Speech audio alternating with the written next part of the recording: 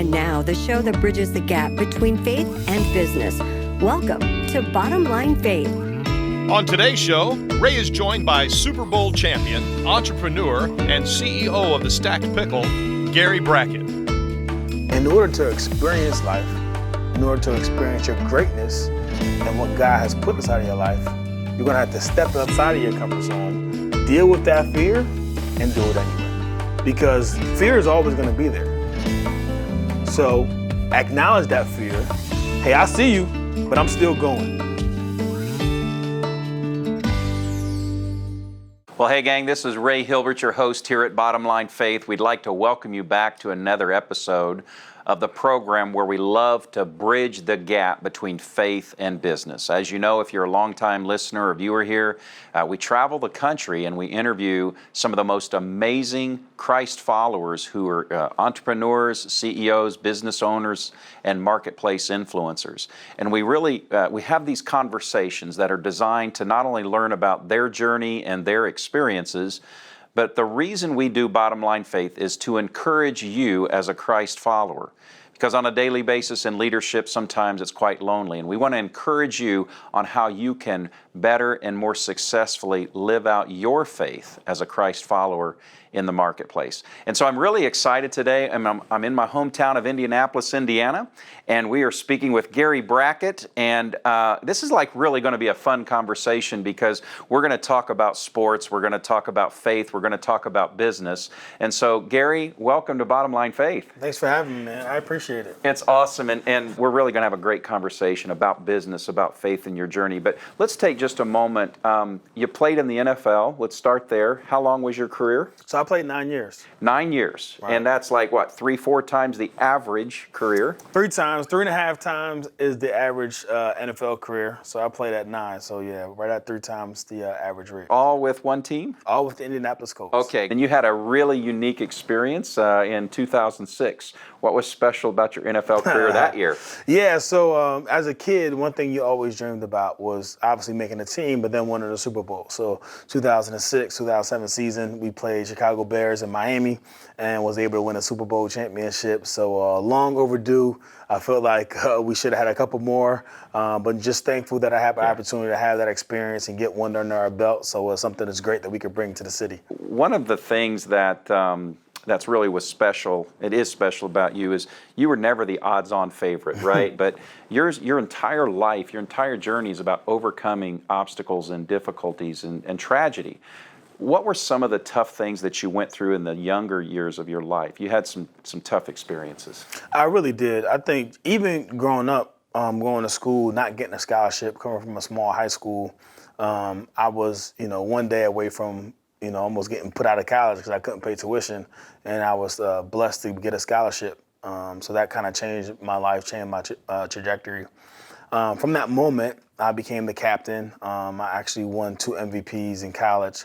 But going to the Indianapolis Colts and making the team was an amazing experience. But then obviously tragedy hit. I lost my father during the first season, about the 6th game that year. Unfortunately, during that off season, my mother went in for a routine surgery. She died in the operating room, in the recovery room. So then I lost my mom. At the same time, my brother was diagnosed with cancer, T-cell neuroblastic leukemia. I became his bone marrow donor, but unfortunately that didn't take, and he also lost his life the next February. Wow. So in a very short period of time, I lost my mom, my brother, and my father. And to say, I didn't at that moment question my faith, that would be a lie. Yeah. And one thing that reminded me in one of those moments, and it's crying outside, it was almost a movie. I'm driving in the rain, I was crying, beating up the steering wheel, and I go home and I go inside of my bathroom, and there is a poem on the wall that I probably read 1,000 times and never really sunk in, and it was the Footprints poem. And in Footprints, when the man's questioning God and he's looking over his life and seeing that at the worst times of his life, there's only one set of footprints. And at the best time, there's 2 sets, God's by his side. And he asks God, where were you at the worst part of my life? Yeah. And that's when God responds, that's my son when I carried you. And that just really put everything in perspective to me. And I started, questioning God and just started asking, what do you want me to get out of this? Yeah, yeah. And that was in the first year or two of That your was career? it, 2003, 2004. Yeah. And so here you are, there's the epitome, the pinnacle from a professional career standpoint, and going out in front of 50,000 fans every weekend and in the papers and in the media. What is it about the professional athlete that most people don't understand? I mean, you had these real life issues going on, and yet you also had to perform. What's that like, and what should we understand about these people that we're seeing in the arena? So it's funny, and I get it now just as a fan. Sometimes we hold our professional athletes to higher standards than sometimes we hold ourselves. Yes. And even then, they don't recognize we're playing football. It's a game that we love, but for us, it's a job. Like, no matter we win or lose, we still got kids to take care of. A lot of us have wives and different things going on outside. Yeah. So, you're real people. Yeah, exactly. So it's almost like if you lose a game, like, why is he smiling during the interview? They just lost. And it's like, because it's a job. Like, if you have a bad day on your job, do you go home and kick the cat? Like, absolutely not, right? Like, life goes on. And I think the fact that we're real people and we go through real things, it'd be funny when during the peak, I would drive around and I'd be like pumping my gas. And then people at the gas station, oh my God, like, you're pumping gas? Like, yeah, this is what happens. Like, it's not magic. Like, we don't have a butler. So it's just funny that people think, they put you on this pedestal, don't realize that we go through real life stuff. So how did you work through that painful part of life, that mother, father, brother, all in a very short period of time?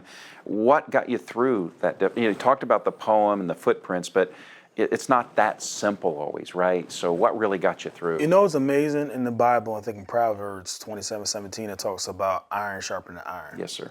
And at that point in my life, we had a lot of strong Christian men on our team. And if it was not for David Thornton, Cato June, some of those guys, Tariq Glenn, praying for me, making sure that I was okay, getting me out of the house, taking me to Bible study, getting me to church.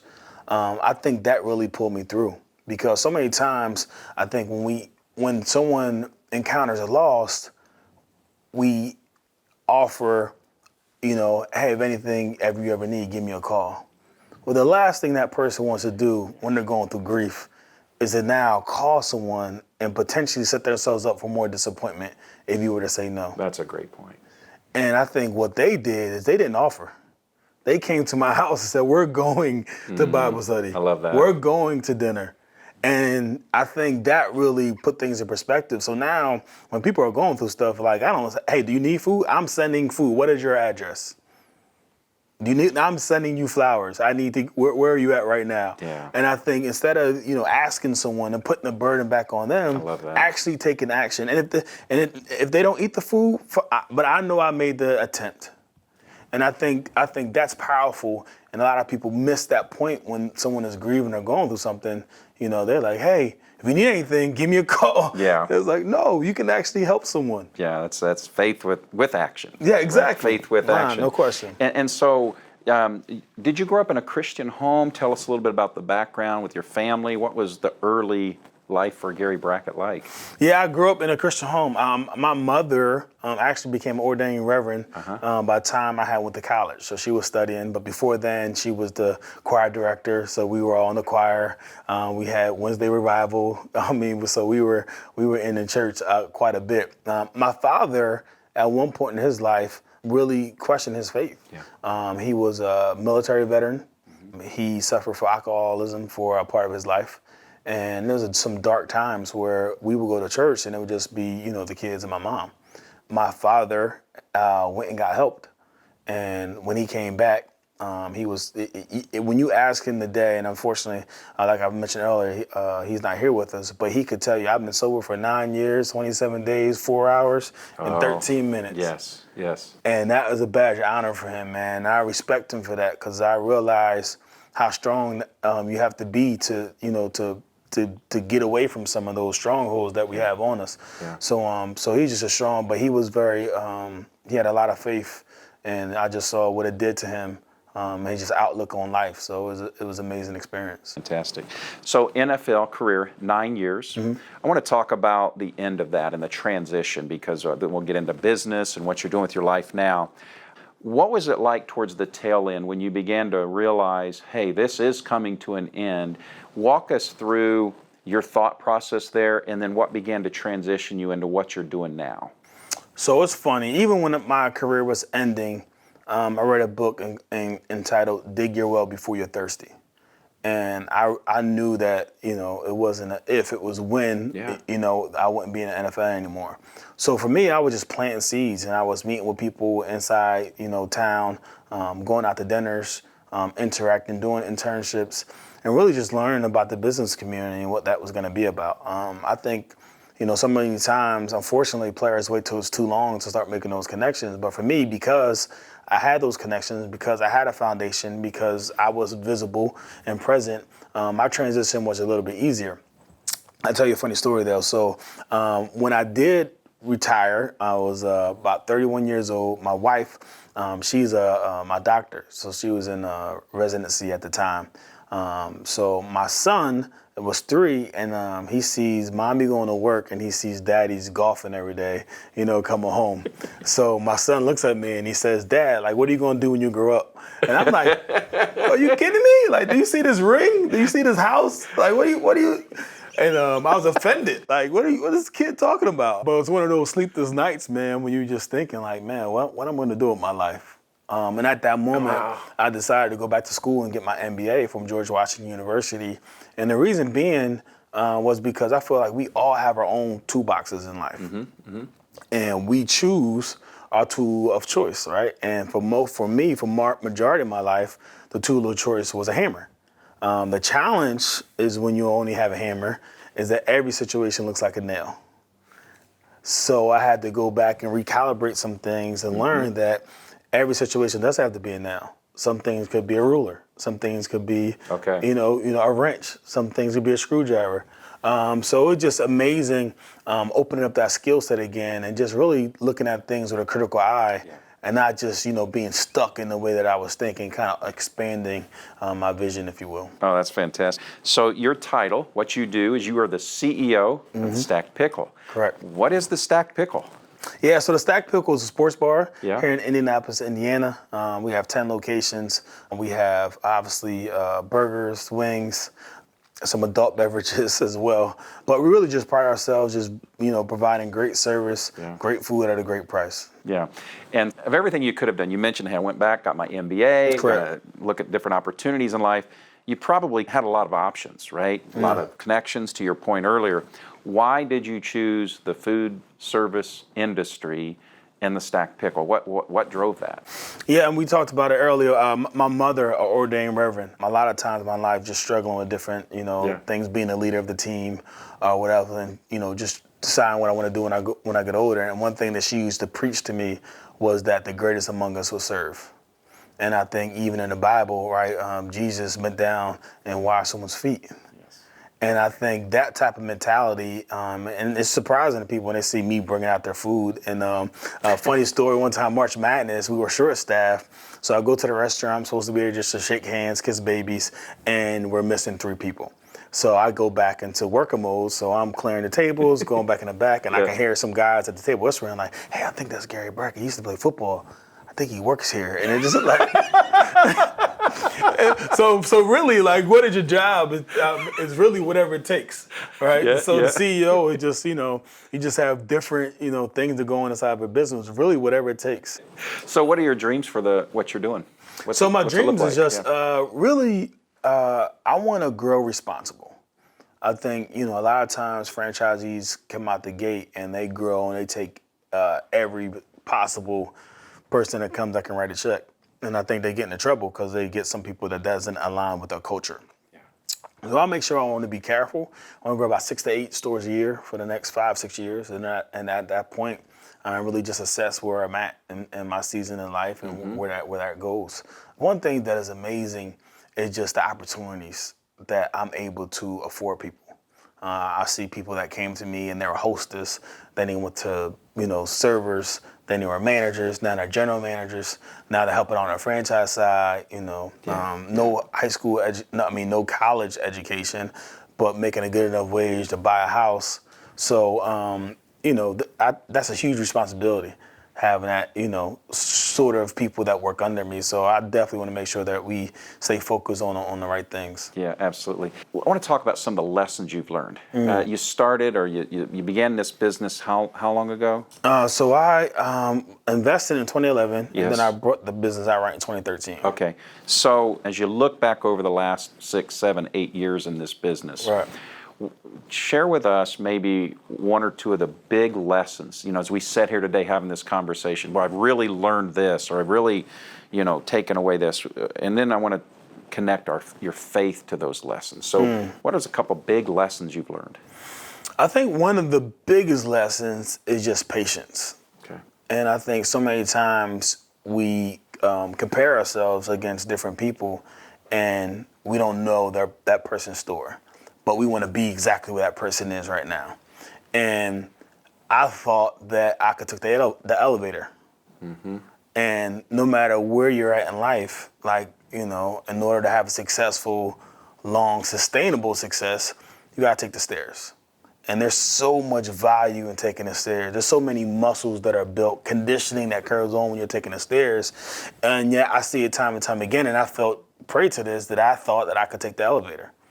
And it doesn't work that way. So I had to learn some hard lessons in the beginning, picking some bad sites, closing locations, hire some pretty senior people, having to let go of them. Yeah. Thinking that, wow, I can hire them and I can sit back and I can go golf and let them run it. And it's like, no, you need to learn the business. So that patience really plays out for me today. And then now I'm, again, putting my 10,000 hours. And it's I go to about 4 or 5 conferences a year. I read books, podcasts, YouTube videos, and that's just trying to be a student of the game. You're a lifelong learner. And that's it, man. Yeah. And that's what you need to be. I'm also, it's funny, I'm working on this course. I get asked to mentor people a lot. And it's impossible to mentor, as many people. That doesn't scale well, what I'm doing. But I'm putting together like an e-course, so like a webinar series just on developing a championship mindset. And with that, it just talks about, how does a champion approach different things? And one thing is that he never underestimates his competition or his amount of work. And I think so many times we get success in one area of our life and think that's transferable to every other area. Well, success isn't guaranteed transferable. The skills you learn to have success are. Okay. So those skills still have to show up in that other area of your life in order for you to have that success. So in the midst of that, where does your faith play a role in all of those lessons? How's that connect? Yeah, I think it's having faith. I think it's just having that. I think for me, faith has to be active. Okay. So saying that you have faith is not enough. Practicing faith, I think, is how in business you should act, right? So it's not enough to say, hey, I have faith that this, that this is gonna work out, but yet you're worried and you're anxious and you're doing all these different things. I think you have to make a decision based on the information that was given to you. And you're not always going to have 100% of the information available before you make that decision. That's right. But with 80% of the information, you have to make an educated decision. And then you have to believe in the decision that you made and have faith that it's going to work. Yeah. And so many times I see people, micromanaging and doing so many different things. It's like, no, the goal is to make a hire, give them the job description, train them for their job, and let them do their job. Yeah. That's right. And I think that's the part of having faith and having active faith that I've become a lot better at. I'm a firm believer that people build brands. And the reason it's not Gary Brackett, Stacked Pickle, because it's not about me. It's about the brand. And I want to bring people in that are brand ambassadors to help us build something. And if they're stronger than me, like if someone comes along and they're a great CEO, right, I might have to look for something else to do. That's all right. And that's all right. And so let me ask you this: as you look at your business and how it's growing and the lessons learned, how do you see it as a ministry? How is it that God is glorified in what you're doing? I think for me, like I mentioned earlier, just the service aspect of what we do. We get to partner in each one of our locations with the community and what we do. So we have dine to donates with schools, with churches, with different type of organizations. And to see us being able to, one, feed people, but then the two, to see sometimes being able to write a check to these different organizations and seeing how we impact the communities that we're in, I think it's huge. So you really do understand that God's entrusted you, right? You're the steward of this. Yeah, You've got the platform and those sorts of things. And so I'm really curious, if as you look back, what do you wish someone had told you in that first year of being an entrepreneur? I wish somebody would have warned me about this. I really think I wish they had told me that it's going to be harder than you think it is. And I wish they would have managed my expectations, because I thought I'm this big bad football player who had this immense amount of success, and I had capital, I had resources, I have a great name. I'm going to roll out. I remember games, a coach would always say, you can't roll out your helmet and then the guys are just going to, take a knee and we're all of a sudden going to win. No, you have to actually go out there and play. And so I didn't really realize how hard it was going to be. And it's kind of like, I started off like, okay, like we'll figure it out. And then when it doesn't figure it out, oh, wait a minute. So then I had to kind of like roll up your sleeves, like, and it's funny because so many times as a leader, and initially I was this guy who, you see leaders that are in the back and he's getting carried and he's, the whip. And then I see now I'm the guy in the front, right, with chopping down the trees. And, hey, follow me. We're going this way.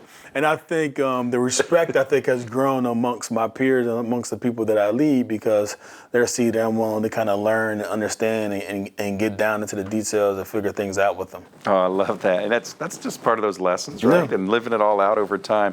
So as you look back over the last 6, 7, 8 years, what's been the hardest part about connecting your faith and business? What are some of those, I don't necessarily say temptations, but situations that like, wow, okay, my faith is being tested here. My faithfulness to Christ is being tested here. Anything come to mind? I think for us, just dealing with like HR issues and stuff that goes wrong inside of your restaurant. And because so many times, typical restaurants, right, it's a one-strike policy. You get a strike, you're gone. But then that forgiveness and that empathy and that grace, and when something happens with one of your employees, do you just say, all right, you're fired? Or, and I'll give you an example. So one of our employees, obviously we're a sports bar, we serve alcoholic beverages. So one of them, they served excise. They come in, they put on a sting, they do this little skit where guy comes in, girl comes in, girl leaves, guy orders 2 drinks for him and the girl who just left. Well, we're supposed to ID everyone. So at the time, the bartender's busy. He didn't look up. He saw the girl come in. He didn't know someone else checked the ID because there's 2 bartenders at the time. So he serves him a drink. All right, excise, you're busted. Here's your fine. Come down. So the manager calls crying, and this is a valiant employee. He says, man, I hate to lose this guy. And he's like, everywhere else I've been, if someone got busted, they got fired. And I'm like, why are we firing him? He's like, because he broke the rules. I'm like, 1, I bet you he'll never do that again. Yeah. And 2, he's one of our greatest employees. So if someone else down the street did the same thing and they got fired and they came to us and was a great employee, would we hire him? I said, absolutely. So why not discipline him, show him that we do not approve, show everyone else that, but then give him a chance to redeem himself. So that's what he did, and then he became a great assistant manager for us for a couple of years. And I Great think, example. Yeah. And you just so acting and not just emotional, but thinking like I'm imperfect myself. I also am flawed, And being able to, in some situations, it's not negotiable, but that situation, we were able to recover him by showing him a little bit of grace, a little bit of mercy. I love it.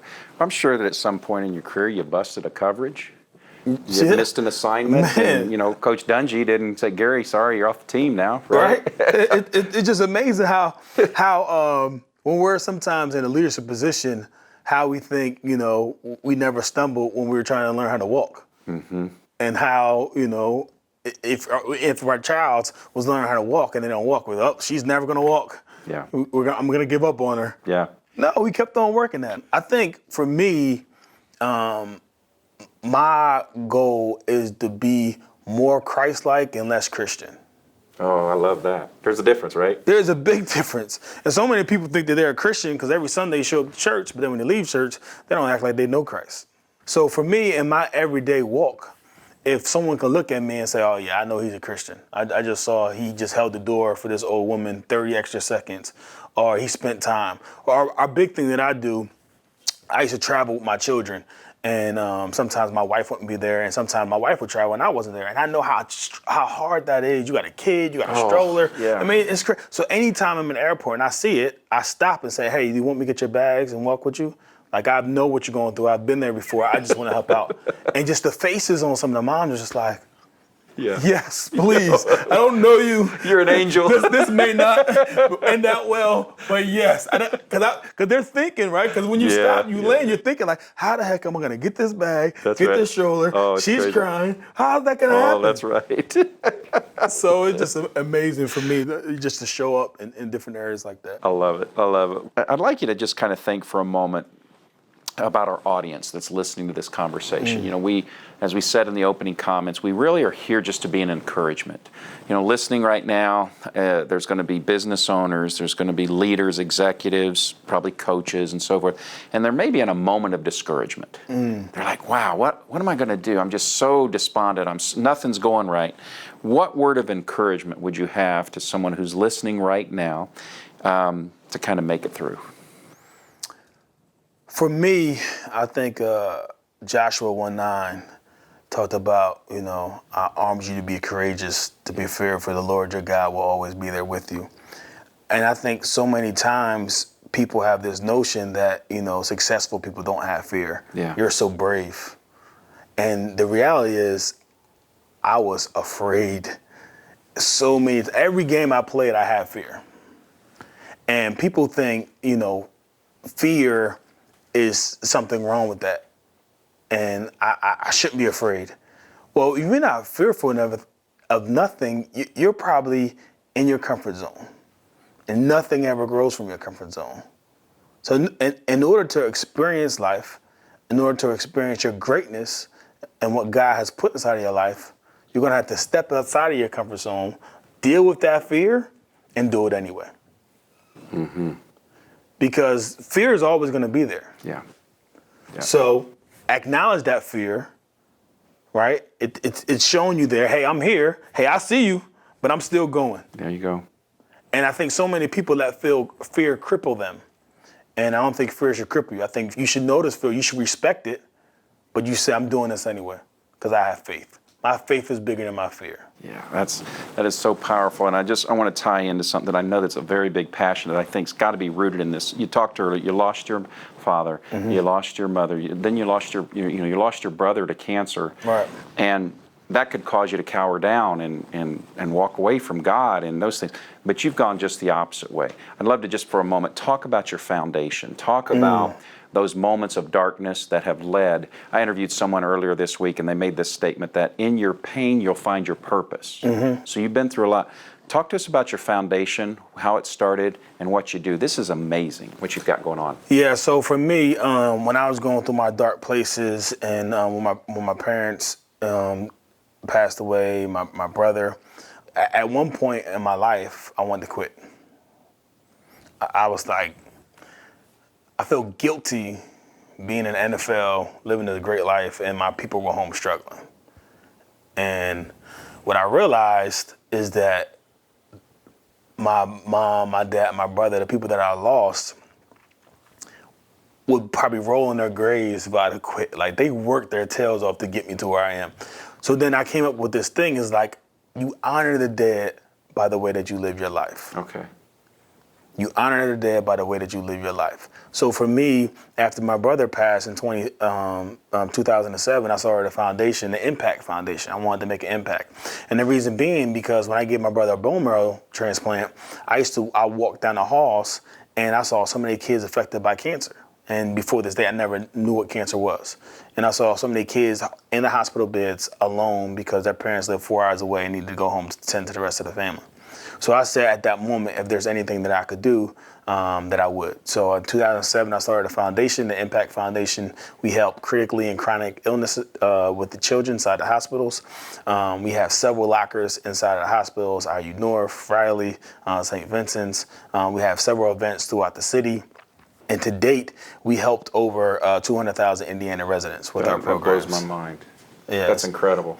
So, and sometimes it's funny, little old me, this little boy from 107 Higgins Drive is where I grew up in, across the street from the projects, speech impediment, overweight, too short, too slow. And what I did is I never let anyone's perception become my reality. And I just kept on fighting, working, and I do the best with the gifts that the Lord gave me. And that's how you honor your family, right? To this day. Yeah. So how can folks learn more about the foundation and what you're doing? So GaryBrackett.org is my foundation page. You can learn more about information there. And for me, my Instagram, Twitter, all is the same. It's just Gary Brackett. Gary Brackett. BRACKE. Double T. TT. GaryBrackett.org. Okay.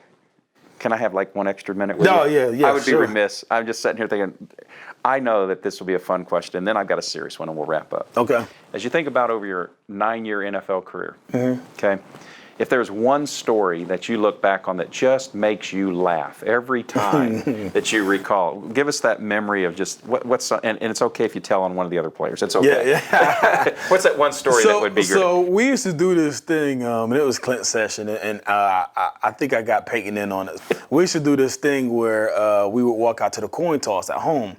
Where when you're at home, the opponent calls the coin toss. All right. So at one point we had Clint Session there. So, you know, it was honorary captain. So me and Peyton would walk out. So Clint was walking with us. So Peyton's the offensive captain. You're I'm the defensive. Yep. And then Clint's special team. Okay.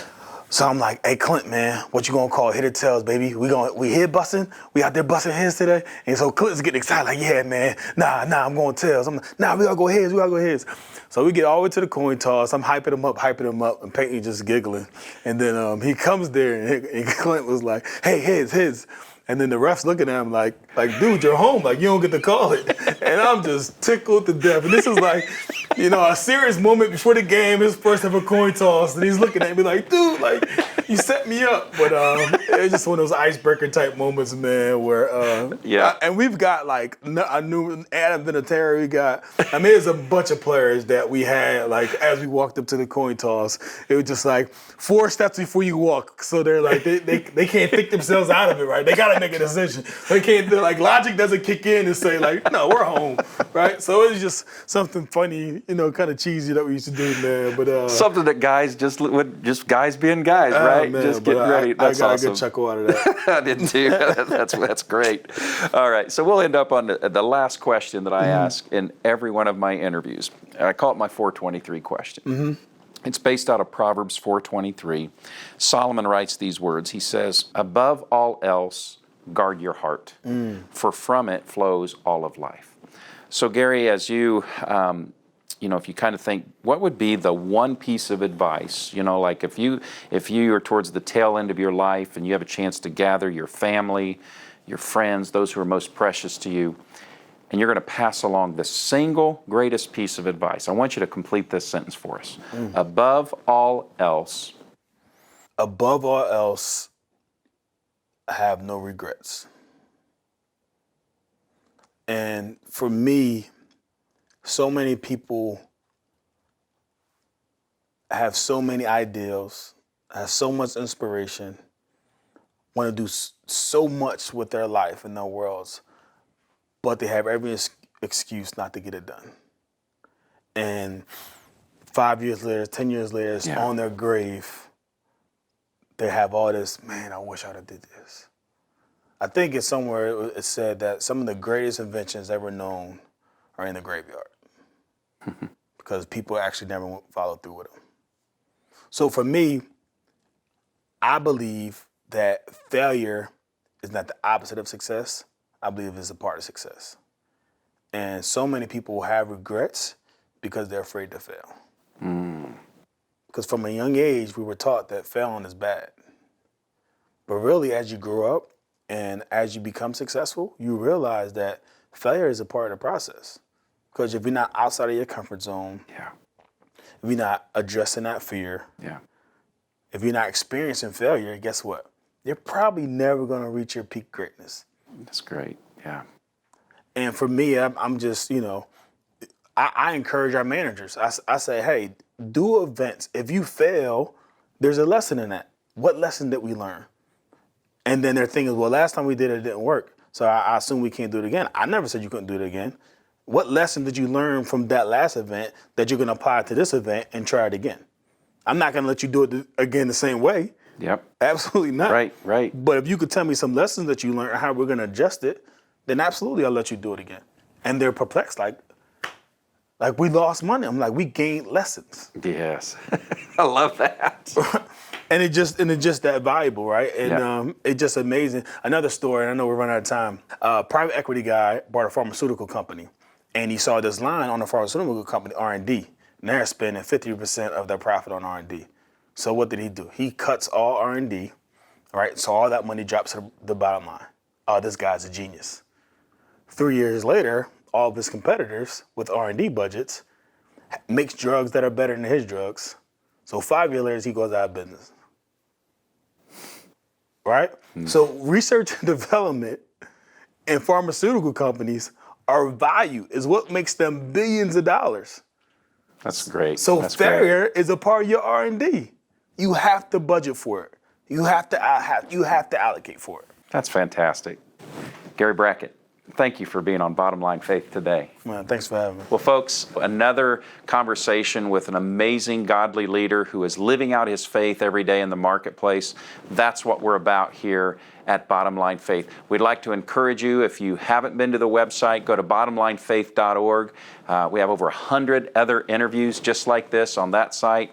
You can check us out on Stitcher, iTunes, Google Play, all of the normal platforms as well. Hopefully you're a regular subscriber. If not, click on that link and become a regular subscriber here at Bottom Line Faith.